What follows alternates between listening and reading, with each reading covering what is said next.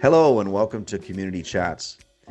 Today I have a conversation with Alex Shannan and Julie Sommerfreund, and we dive into an interesting approach that is being tested for housing that leverages the capacity of some families as well as the growing interest in land trusts that begin to address the crisis that we're seeing in housing and the opportunity to look at some housing as more than just a commodity, but as an important part of life for people and communities. There's a lot going on right now in the area of housing, especially affordable housing, and the need to address the significant shortfalls that we're seeing. This issue is even more of a crisis for individuals with an intellectual disability who require support in addition to housing. With almost 30,000 people in Ontario waiting for a place to live at some point in the future, there is an urgency and an opportunity for housing providers, advocates, and support organizations, as well as families, to consider what the future looks like. A big part of our conversation focuses on a Solutions Lab project that both Alex and Julie are working on that is a collaborative initiative under the National Housing Strategy, and it brings different partners, perspectives, and ways of thinking to the table. We explored what matters to make this approach different, the gaps it's trying to address, and how working together across sectors can lead to new possibilities. We had a great chat. I learned a lot about rethinking housing, challenging some assumptions, and taking collective responsibility for building communities that people can live in with dignity and belonging. Lots going on in housing these days across the country, and Toronto's certainly no exception, with lots of innovative things happening, lots of different things are coming our way. And then a lot of people are looking at different innovative ways of providing housing.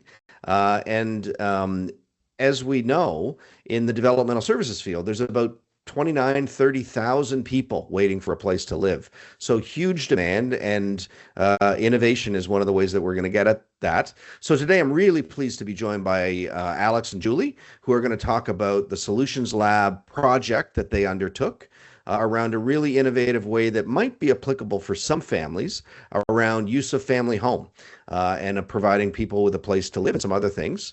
So we're going to jump right in here. Alex, Julie, welcome. Thanks. Great to be Now, here. Alex, I should clarify. I called you Alex. Is it Alex or Alexandra? Which do you prefer? Alex is good. Alex is good. All right. Just to get stuff off, I know you've both got a lot of background and history in housing and in the developmental services sector. So I'd love to hear a little bit more about, your backgrounds and how you ended up in this sector and why you stay in that. Julie, maybe I'll start with you. Sure. Great to be here, Brad. A little bit about me. So I'm currently the principal of innovation at a company called SHS. We're an affordable housing consultancy, and we do development, policy, as well as innovation. And so I'm in the innovation group. And I come to housing via public health. I worked at Toronto Public Health for about 5 years, and then I also worked in doing innovation and design projects in a number of public services before kind of focusing in on housing. And I'd say the reason I'm really interested in investing my time here is that housing is one of the biggest drivers of the social determinants of health. And I really think that I want to be a part of things that make tangible impact, and you don't get much more tangible than housing in terms of making things real in this world. So that's a little bit about me. Absolutely, that's true. Thank you, Alex. What about you? What's your journey? I've worked at Developmental Services Ontario since 2015. I've been the housing navigator with Developmental Services Ontario Toronto since 2018 when the role was created. But when I was a teenager, I was very lucky to have a job in a daycare, and I got to work alongside a young boy and his sort of primary worker. And, I've always kind of been drawn to helping, like being in, contributing in ways that are hopefully are helpful. Hopefully And helpful, yeah. hopefully helpful, Yeah. and watching this primary care worker, the bond that she and this young boy had built together, and watching the way that she was able to kind of adapt to the environment and very subtly give cues to the rest of us, the other children within the program and the other staff within the program, to really foster an environment where this young boy was actively kind of engaged with the different activities that we were undertaking. That's kind of where I got my first sort of taste of things.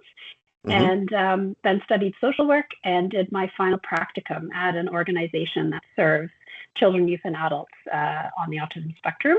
Okay. And I haven't looked back since. Okay. Despite many challenges that we face every day, I think in a way that only makes me more kind of passionate and determined to try to make a positive difference, to be a part of the positive difference, hopefully. Yeah, no, that's excellent. And so many people that work in our sector or, come to it because of an experience they had as a teenager, a job, a neighbor, somebody. I had a similar experience at a camp I worked at, and one of our campers missed the bus, and he ended up sort of sleeping in my dorm with these sort of, I was a counselor, and, I won't say that was what got me here, but it was certainly an early introduction to understanding what people's needs were, and I got to meet his parents and sort of understand, and those things sort of carry on lifelong. I think it's sometimes something we forget in our work is that kids have a lot to offer, and they have a lot to learn from the early sort of involvement with people. Although part of it too is generational. Like my kids finished school and there was lots of people, the integrated classrooms, it was different than when I was going to school. So it's much worth a lot to remember there. So Julie, I started out by saying that there's a lot of innovation, a lot of cool things that are happening in housing across the country, particularly in Toronto, and as well in developmental services. Is that right? Am I right, or am I off base?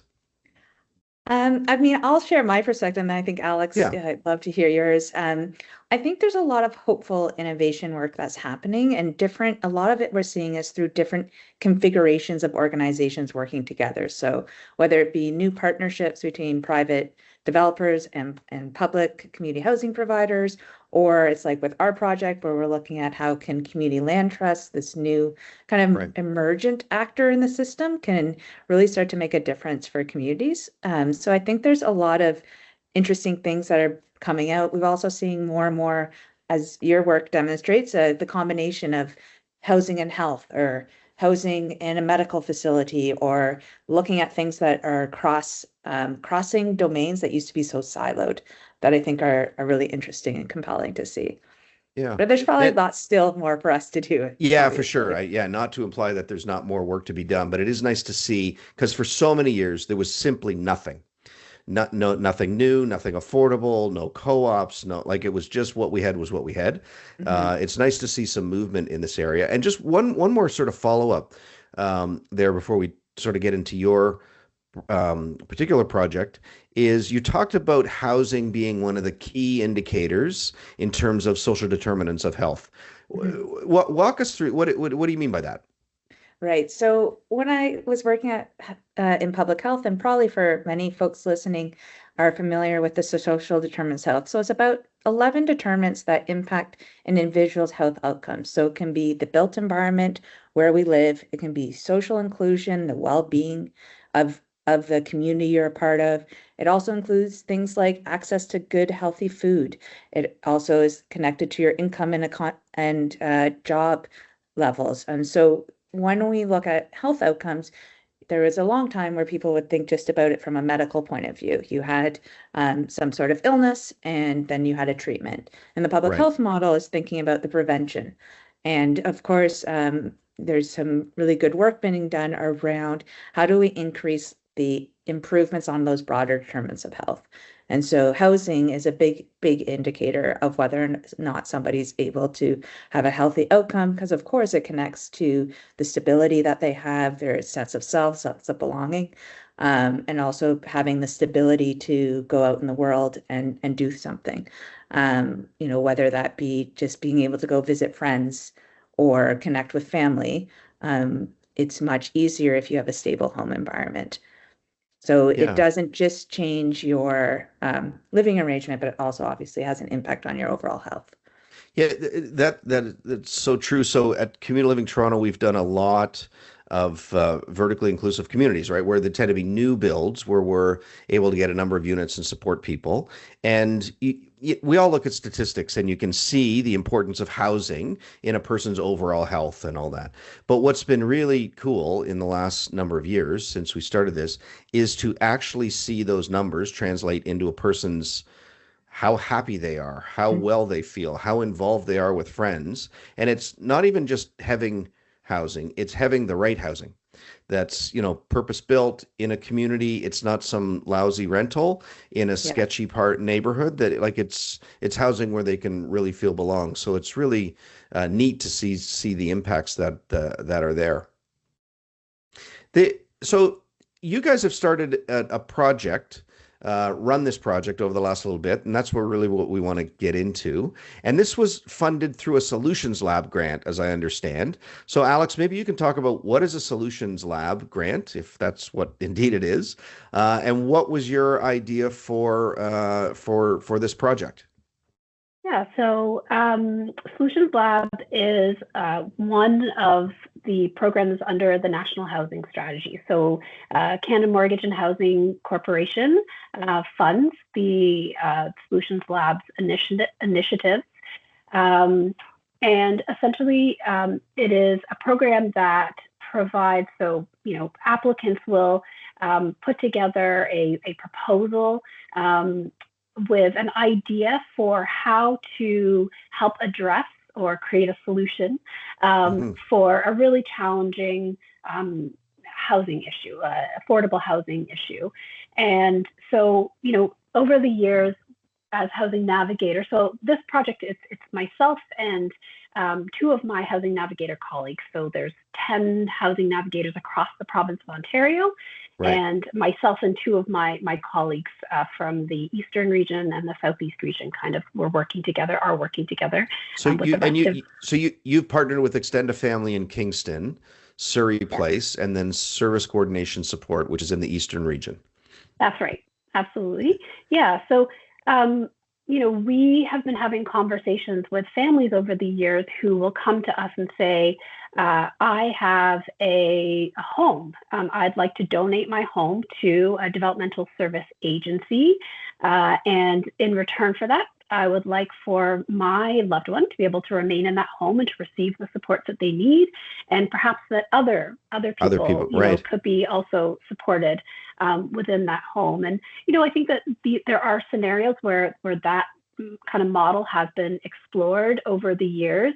In the current climate, that conversation doesn't tend to kind of go very far. We're not seeing a lot of families and agencies being able to come together and, make that happen. Yeah. And then another piece of it is that, we've been working over the years, as Julie mentioned, community land trusts are emergent across Ontario. We're seeing the number of land trusts kind of grow across Canada, and we've been working with some community land trusts and talking to them about the challenges that they face with either acquiring their first property or right. Building the number of properties that they have in their portfolio. And so we kind of had this idea of, is there a way to come up with kind of a win-win solution where, we could create a model and create some tools that would really support families in being able to maybe transfer a property that they own, either, donation or, selling the property, some sort of an arrangement, and then being able to turn that property, so selling it to a land trust, for example, right. And then being able to use that property then to support, adults with developmental disabilities within the home and create the agreements that will be required in order to ensure that they have the support that they need for that to be viable. And of course, everybody wants to see all of those pieces come together. As far as, families want to know that they have the peace of mind of knowing that their loved one will be able to live kind of hopefully long term within the home and have access to the support. The community land trust, who is kind of receiving that property and is then going to kind of steward that property into the future, also wants to know that, the residents of the home have what they need for this to be a solution that works, a scenario that works. So we've certainly had those conversations with families. It doesn't work for everybody, but for some people, they see it as a really good idea. And to your point, we've never been able to kind of find a way to make it work. The expectation that support be provided lifelong because of a house, those two things are different, right? And one of the challenges that we have in Ontario is that housing supply is not matched with the support that makes the housing viable. So we haven't connected those things. So I'm glad to see that you tackled this project. Julie, in terms of those criteria around the land trust, what talk about how you sort of start to think about the problem solving of that, or what were some of the key things that you were trying to address in this project? Yeah, for sure. And one thing for your listeners to know is that this project is in flight right now. So we are about halfway through, and we're at the really juicy stage where we're actually starting to try to solve some of these problems. And so one of the things that the community land trusts have been talking to us about has been thinking about being really transparent with families to help them understand what the implications are for the land trust if they were to take on a property. I think there's a lot of folks, as we're just starting to navigate, like, I have this house, I know a little bit about how to buy a house, I know a little bit about how to sell a house. Right. But what does that mean when a community land trust is trying to acquire it?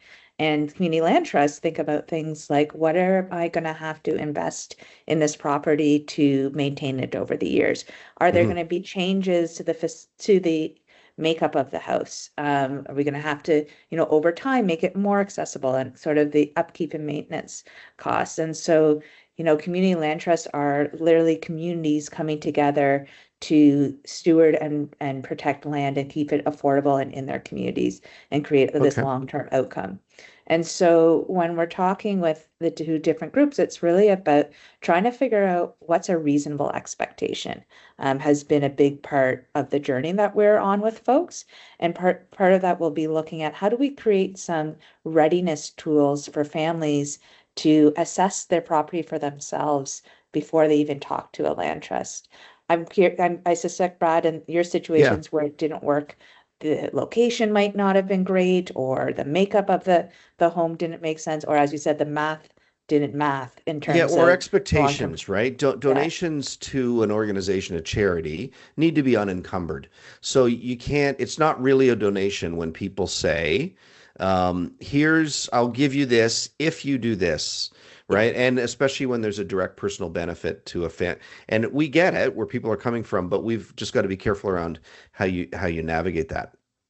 Yeah, and I think there's been some interesting models that people are looking at as like market level sale or reduced sale. And then now you're in a different contractual arrangement, right? Where you can look at different levers and different things that can be committed versus a straight donation.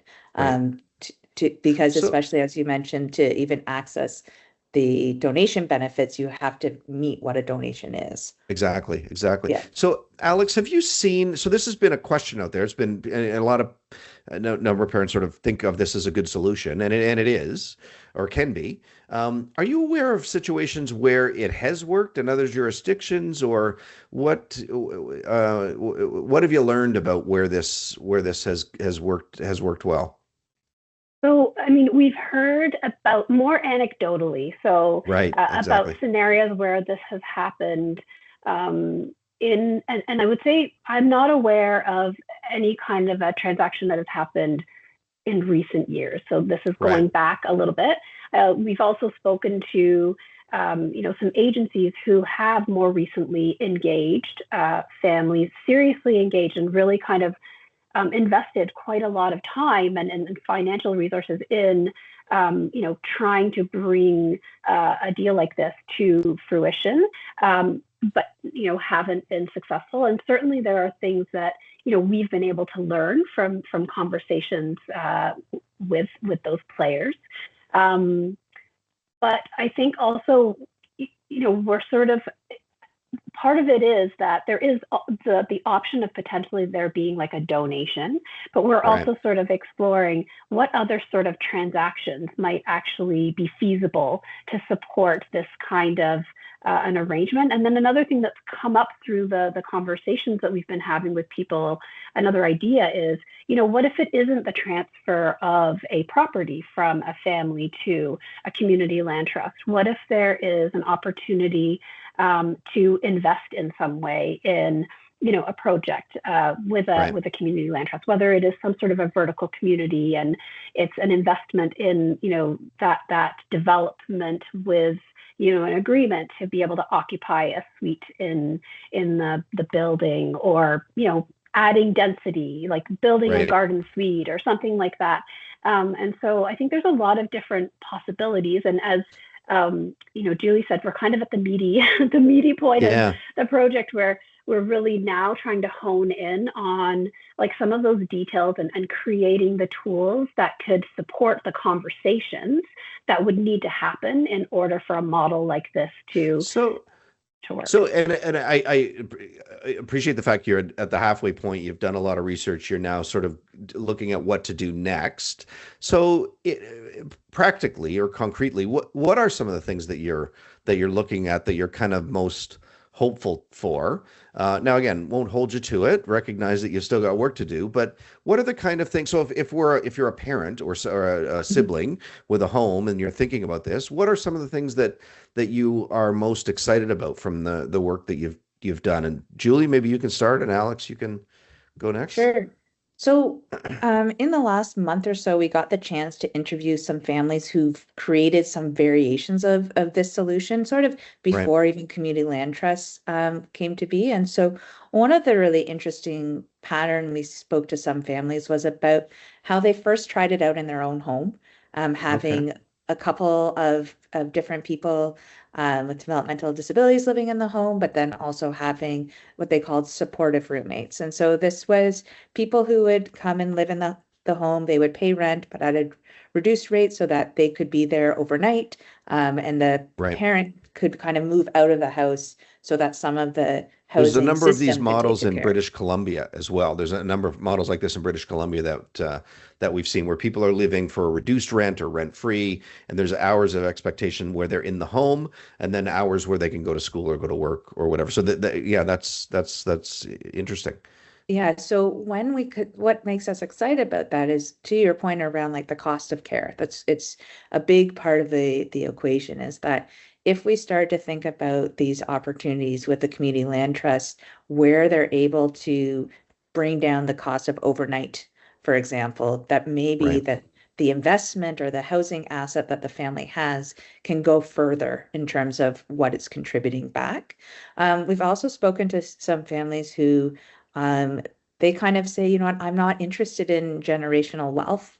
I do want to create this space to be in perpetuity.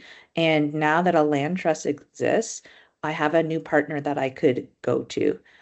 Maybe they have a home right now, it is supportive living, and they're thinking, okay, if I can create my financial model to match the needs of my loved one, and then bring in the land trust into this conversation, they're much more prepared to figure out the solution together. And so one of the things that we are talking about creating is investing in helping people do and understand some of this longer term financial planning, so that there's a recognition that this isn't a 1 year process to get you into the solution. We can help people start this process much earlier. Okay, great. Alex, what about you? What's bringing you hope, or what are you seeing that you think is really you're optimistic about? I think one of the really kind of interesting and neat things about the project has been the ability to bring together, representatives from community land trusts, from developmental service agencies, and caregivers, And some of the caregivers that we are engaging with as well kind of straddle more than one of those roles. Okay. And seeing the conversations that are happening. I mean, Brad, like we kind of touched on earlier, some of the innovation and some of the projects that we're seeing, there is an increased focus on increasing affordable housing stock. But these conversations, it's rare for these conversations to actually involve caregivers, Right. and to really be looking at the element of, this is certainly not, a representation of everyone in our sector, but there are folks out there who do have resources that they can and are very eager to leverage. And I think that it's really exciting to be having conversations in, careful ways as well, because to your point, Brad, earlier when you were talking about, the complexities of, a person is donating a home and then their loved one is benefiting from that. We're not sort of advocating for like a two-tiered solution, but how can we bring, people to the table and make sure that we are, exploring any possible, all hands on deck. So it's that idea of bringing, two-tiered is sort of loaded, because certainly in Canada, that idea, or in Ontario for sure, a two-tiered system is seen as like a third rail. We don't want that in healthcare. But developmental services not in healthcare. And with 30,000 people waiting for places to live, and again, it doesn't mean tomorrow 30,000 people need a place to live, but over the next, there's a tsunami of need coming, and the system currently accommodates 16,000 people. My numbers might be wrong, but it's about that. So unless we're looking at a bunch of different ways to leverage resource and do new things and partner, I struggle to see how we'll meet the challenge that's coming in coming years. Yeah, absolutely. And I might just add, like, what's interesting and why the Community Land Trust is so kind of excited for this, why is it interesting for them, is a lot of these land trusts are just starting their journeys as well. They're just in the process of acquiring their first properties, or maybe they have one or two and they're looking for creative ways and different modes of housing that they can create. So Community Land Trust seems to be one of the pillars that you look at as a way to do this. What's an example of a thriving or a community land trust, or one that maybe you can just describe what that is? Yeah, so a community land trust is a not-for-profit dedicated to acquiring and stewarding lands, as I said before, for long-term benefit. So they have clauses around perpetual affordability, for permanent land stewardship, and different land trusts actually are experimenting with different modes of how they are going to be achieving that goal. So we're working right now with actually the Toronto Chinatown Community Land Trust on a different lab to help them identify their modes of how they can preserve in Chinatown. And then in this lab, we have a number out of the Ottawa region who have already started to experiment with different financing tools. So they're asking the questions around how can we create different ways to bring money into the land trust so that we can then acquire the land or intensify a property that we already have. So they're unlocking both on the finance side to access different places than just what the traditional community housing providers can access. Let me just feed this back to you and make sure that the benefit of a community lands trust would be that, because one of the drivers of housing costs has been the commodification of housing, right? So people buy a house. It used to be, my parents bought a house in 1970 something and still live there, and they've got that asset, which has grown over time, but which is one thing. However, many people will buy 1, 2, 3, 4, 5 houses as an investment and drive up land prices and use that for income and all that, which again is a fine, legitimate way of earning an income. That the effect, though, is that the price of housing goes up because of the significant profit availability and incentive. the land trust kind of removes the profit motive from That's this, where right. you're just looking at you exist not to make a profit, but to at least break even, I assume, and provide good housing as it relates to a neighborhood or a population group, a group of interest, something like that. Is that roughly Yeah, you're nailing it. The big shift is around this idea of what we call permanent land stewardship. So they're not right? there's no intention to sell the land for a profit. So we're keeping it out of the speculative real estate market. And it's also community land trusts are taking a community way of thinking about land. So they're not only doing housing, they're Right. also thinking about commercial spaces and green Right. spaces. So they're trying to look at, what is of there some of the opportunities they're looking at are, of course, old rental buildings that might be going up for sale, and instead of them going into the speculative market, how can you keep them affordable in your So it's a neighborhood? way to sort of push pause on some of the gentrification that can come, and the result of that being, instead of a new Starbucks or a whatever, that you might open an arts community arts Exactly. center or something along those lines. So, okay, so that's the thinking around that could benefit people with an intellectual disability or other need or in need of affordable housing. Exactly. And Yeah. so why families are attracted to taking their homes to community land trust is because they're thinking beyond their loved one. They want to make sure that when this transfers, it also will continue to serve the community after their loved one is no longer living there. Um, Right, which would be different from just selling it in the private marketplace and getting right. a return. Okay, Um, and there's also a philosophical alignment because community land trusts are thinking about this from a community-led right, point of view. They're very interested in integrated communities and how do right, you ensure multiple people with different needs are being served. right. Um, Well, it's the so essence of that's what makes community, them right? unique. That's so. Also, Sorry, Alex, go ahead.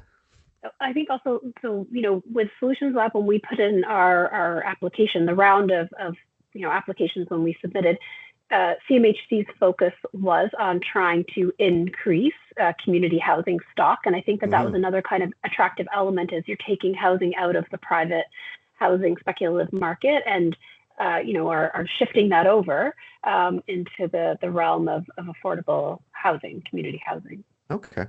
So, Alex, what comes next? You're halfway through, or you've got a lot of work to do. What should people stay tuned for? What's up next? Well, I mean, we're in our prototype phase, so we're really Okay. working now to prioritize. We have a very long list of a long wish list of tools and things that we want to create to be able to support the model and to really bring the model to life for people, to demystify it, right? So Right. like a journey map of some kind, and other tools that can support the process. And then I think once we come up with some of those prototypes, it'll be kind of back to the drawing board with our partners and different technical experts to test the validity of Hmm. the different things that we're creating. So I think this Yeah. will be an exciting and challenging phase of the Solutions Lab journey. So are you looking for people to sort of give input or share, like, if people if people's interest is tweaked or peaked because of listening to you describe your project, how can they get involved or certainly or stay up to date?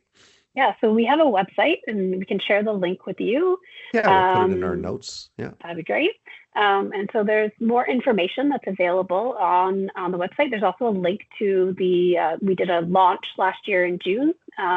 People can watch that if they'd like, and then they can sign up to receive updates from us. There's a form they can fill out to Okay. do that.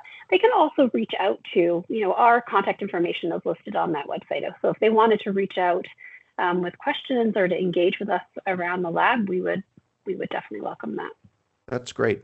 It's interesting. I start off by saying there's a lot going on, and there's a lot of things actually being built, a lot of ideas kind of that are being generated, and a lot of aspirations that people have. So this is I was really encouraged, Alex. I heard you present this at a housing forum we were at in Ottawa a number of months ago, and I was not aware of this project until you presented it. So I was really glad to see that, because the innovation comes from people just having good ideas, getting the right people together and pursuing them. So, congratulations on the thinking and the work thus far, and good luck on where it leads. I'm sure it'll be an important part of what the solution to the housing in support, the crisis in supportive and housing, and especially those for people with intellectual disabilities.